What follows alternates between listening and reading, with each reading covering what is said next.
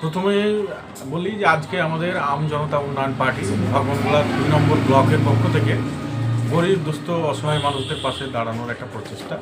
সেখান থেকে কিছু মানুষকে শাড়ি বস্ত্র এগুলো প্রদান করা হলো এবং আগামী দিন আগামীকাল যে ঈদুজ্জোহা পালনের যে আমাদের একটা সময় এসছে, সেটা নিয়ে যদি বলার থাকে, বার্তা দেওয়ার থাকে, তাহলে আমি বলতে চাইবো যে সাধারণ মানুষ একটা প্যানিক সিচুয়েশন ক্রিয়েট করেছে কিছু মানুষ।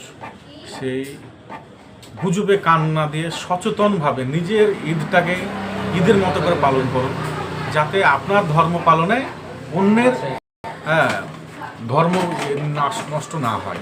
ঠিক আছে, অন্য কোথাও দেখা গেল যে আপনি কোথাও প্রকাশ্যে কোরবানিটা করছেন, তাতে দেখা গেলো অন্যের ধর্মের ভাবাভাগে আঘাত লাগতে পারে, তারা কোথাও মন থেকে খারাপ ফিল করতে পারে। সেটা যেন না হয়, আপনারা যে মাংস বিতরণ করবেন সে মাংসটা অবশ্যই কালো ক্যারিতে এবং প্রাপ্তবয়স্ক লোক দ্বারাই সেটা বিতরণ করবেন, যেন কোথাও কোনো জায়গায় সিক্রেট না হয়।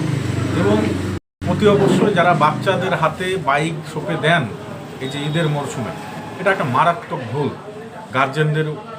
আমি গার্জেনদেরকে বলবো, কেননা গার্জেনদের এই ঢিলামির কারণে তারা মনে করে যে আমরা একটু রেস্ট নিব এখন কাটাকুটির পর, বাচ্চাদের হাতে একটা গাড়ির চাবি তুলে দিয়ে তাদেরকে মাংস বিতরণের দায়িত্বটা দিয়ে ফেলে। এটা হলো সবচেয়ে মারাত্মক ভুল। এটা করবেন না, অবশ্যই করবেন না এটা। এবং আমরা দেখি যে কুরবানির পর কিছু লোক রাস্তার ধারে গবাদি পশু যে মলমূত্র থেকে শুরু করে যে আবর্জনা, যে এক্সট্রা মেটেরিয়ালস, সেগুলো ফেলে রাখে রাস্তার ধারে। সেটা কখনোই করতে যাবেন না। তাতে কি হবে, যেমন সমাজের চোখের দৃষ্টিগত হবে, অন্য ধর্মের চোখের দৃষ্টিগত হবে, তেমনি পরিবেশের একটা মারাত্মক ক্ষতি হবে। এটা মাথায় রেখে আপনাকে সেই কোরবানিটা করতে হবে।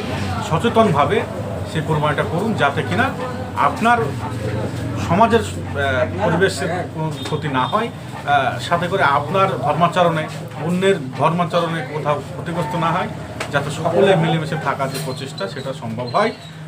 ভালো থাকবেন, ভালো রাখবেন, ঈদটা সবার জন্য ভালো কাটে।